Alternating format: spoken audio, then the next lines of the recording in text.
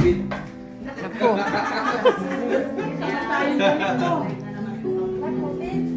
Tumutulo pa pala.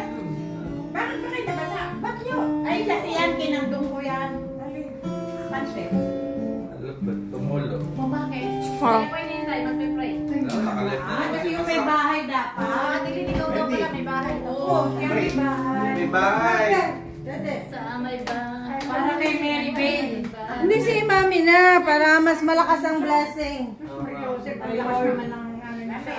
Oo. Ang lakas ng bilib niyo. Mas matanda, mas malakas yung blessing. Mas malapit kay Jesus.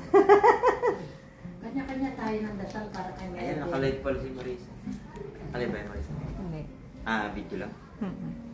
Salamat po, Panginoon, at kami nakipong-tipong muli together with Mary Bell. Sana po, Panginoon, sa kanyang paglalakbay. Gabayan mo po siya sa bawat lugar na kanyang mga pupuntahan. Bigyan mo po siya ng kasiyahan at ilayusan ng mga kapahamakan sa kanyang paglalakbay, Panginoon. Salamat po, Panginoon, sa lahat ng blessings, sa lahat ng togetherness, sa lahat ng laughter, sa lahat